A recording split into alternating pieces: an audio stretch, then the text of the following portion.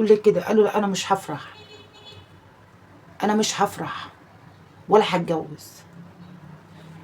طبعا كلام حزن جدا جدا، كلام يعني يأثر يكسر. بتقول له يا اشرف انا عامله لك حمام ورز محشي ورز مش عارف ايه ومعمر وفريك الكلام ده. قال لها مش هاكله. قالت له ليه بتقول لي كده يا حبيبي؟ ليه بتقول كده ليه؟ قال لها انا بقول لك مش هاكله. قالت له لا ما تتشائمش كده، هتاكله وهتفرح. قال لها لا. دي كل تفاصيل اللي تخلي الانسان يبقى حزين. بيجي يخش القاعه كده بيحتفلوا بهم شويه وبيرقص ماسك العصايه وعمال يرقص وفرحان بعروسته، وعروسته عماله ترقص وحماته بتحضنه وبتسلم عليه، وماسك مراته كده وعمال يرقص بيها. فجأة مسك قلبه بإيديه وراح طب ساكت. لو انتوا فاكرين عريس. السلام عليكم ورحمة الله وبركاته. اللهم صل وسلم وبارك على سيدنا محمد على أفضل الصلاة والسلام. مساء الخير يا جماعة، عاملين ايه؟ أخباركم ايه؟ أهلا وسهلا بكل اللي بيتابعونا من كل أنحاء العالم. النهاردة حلقتنا النهاردة صعبة قوي قوي. حلقتنا مؤسفة جدا، حزينة جدا جدا. النهاردة حلقتنا من الفرح للحزن. حلقتنا النهاردة ملايين من الناس بكت وقلبها حزن، وشباب بكت عشان عريس أسوان. عريس أسوان اللي ملحقش يفرح بمراته بعروسته، ملحقش يفرح بفرحه، ملحقش يفرح بشقته، ملحقش يفرح بنفسه، وللأسف واللي حواليه ملحقوش يفرحوا بيه.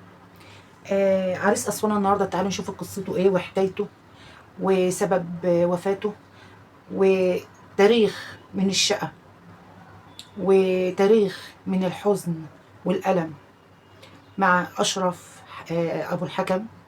أشرف أبو الحكم ده من أسوان، قرية اسمها قرية الرماد الشرقي، مركز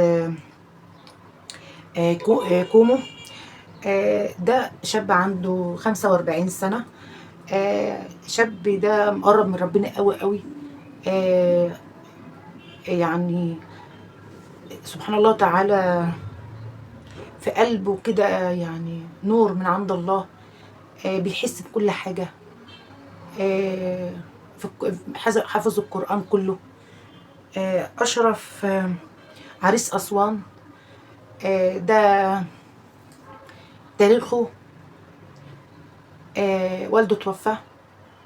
هو أول هم هو ولد على 3 بنات. والده توفى، والدته متوفية من قيمة 3 سنين. عنده أخت متوفية وهي عندها 17 سنة. طبعا ما فيش إلا هو وأخت واحدة بس، والكبيرة توفت، أنا آسفة، والأخت الكبيرة توفت. مفيش غير هو والأخت اللي فاضلة. يوم طبعا يوم فرحه كان زي أي عريس، بيبقى ضغط ضغط ضغط، ضغط من بيوضب شقته، ضغط من الطلبات، ضغط جهد جامد، هو جهد جامد عليه. وطبعا مفيش اللي هو شايل كل حاجة. طبعا بيقول لك عامل شقته يعني شقة ولا أي شقة. وطبعا احنا عارفين العين فلقة الحجر. بيبقى ساعات أنا يعني معلش لما يكون واحد يعني بعد شقة وبعد مرار وحب يفرح أو حب يعمل ليه مكانة حلوة جدا جدا، في ناس من الأشخاص بتحسد من غير ما تعرف. يعني أنا لما بخش في مكان اللهم صل على النبي الله يبارك، في ناس ما بتنطقش. في ناس تقول لك في بالها ايه اللي عامله ده كله؟ ايه ده هو جايب ده كله منين؟ ده بتبقى العين رشقت. طبعا اشرف عبد الباقي زي ما احنا قلنا سبب وفاته سكتة قلبية. هو عنده السكر.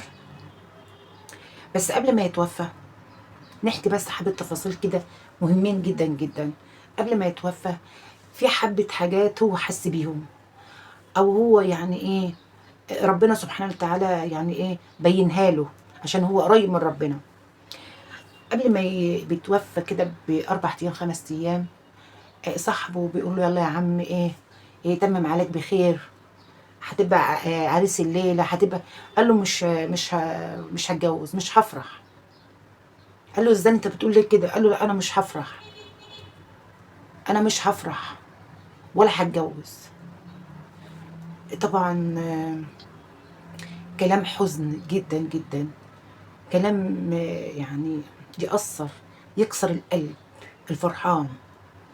آه وهم بقى كاتبين، بيكتبوا كاتب الكتاب وعمال يمضي وبيبصم، فرحان قوي قوي، فرحان جدا. قام واحد برضو من اصحابه بقى يقول له ربنا يتمم عليك بخير، ربنا يفرحك. قال له يا عالم، يا عالم افرح ولا لا؟ طبعا اخته بتقول له يا اشرف انا عامله لك حمام ورز محشي ورز مش عارف ايه ومعمر وفريك الكلام ده. قال لها مش هاكله. قالت له ليه بتقول لي كده يا حبيبي؟ ليه بتقول كده ليه؟ قال لها انا بقول لك مش هاكله. قالت له لا ما تتشائمش كده، هتاكله وهتفرح. قال لها لا. دي كل تفاصيل اللي تخلي الانسان يبقى حزين. يوم زفافه رايح قبر واحد شيخ كان بيعلمه القرآن، بيعلمه القرآن، وراح يزوره في القبر قبل ما يروح القاعة، قبل ما يجيب العروسة من الكوافير ويروح القاعة. قام صاحبه بيقول له انت يوم فرحك رايح القبر عشان تزور الشيخ؟ قال له ما احنا هنتلاقى. كل الكلام ده ايه؟ ما احنا هنتلاقى. يعني قال لصاحبه هتوحشني يا عالم بالحال. قال لاخته انا مش واكل، انا حاسس ان انا هتوفى الاسبوع ده. راح كتب وصيه عند المحامي قبل فرحه باسبوع، وقال للمحامي انا هتوفى كمان اسبوع، هتوفى كمان اسبوع.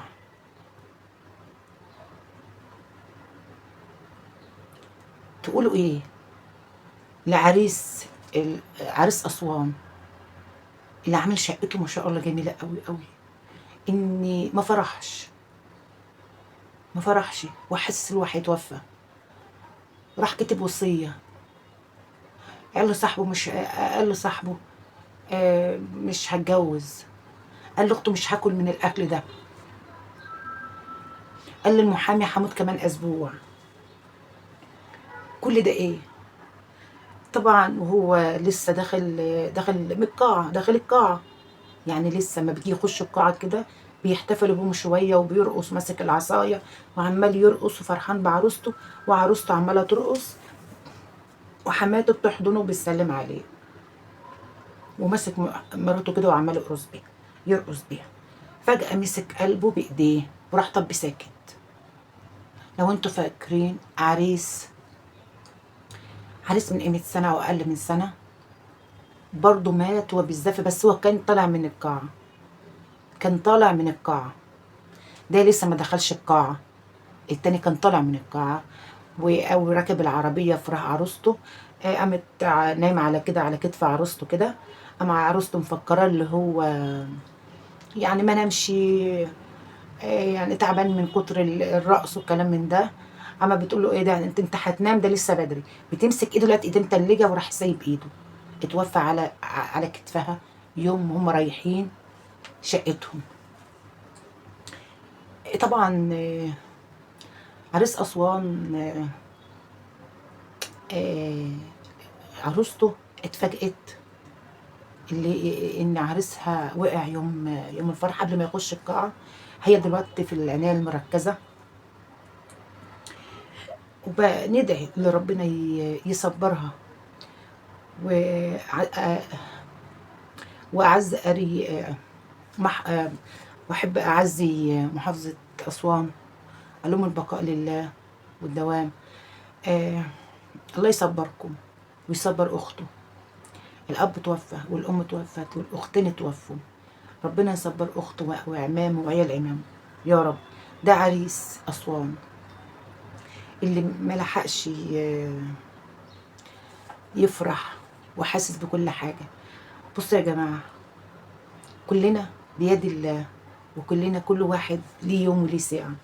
بس اهم شيء بينك وبين ربنا ايه؟ بينك وبين ربنا ايه؟ ده اهم حاجة، ده اهم من الدنيا وما فيها. عريس اسوان بينه وبين ربنا عمار، حافظ القرآن، عنده مقرأة، ما شاء الله، قلبه مفتوح لربنا. عشان كده ربنا بين له كل حاجة. ناس تقول لك مات من الضغط والإرهاق، ناس تقول لك جات له سكتة قلبية، ناس تقول لك عنده السكر، ودكاترة كتير شخصوها له اللي هو جهد وإرهاق، كل ده ضغط عليه. مع السكر جات له سكتة قلبية.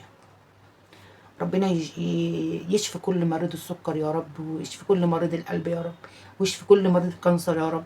ربنا يشفي كل مريض، وربنا يرحم كل إنسان يا رب، يا رب. وده كان في الدنيا، يا رب يعجبكم إن شاء الله. ولو عجبكم ما تنسونيش في اللايك والشير والاشتراك.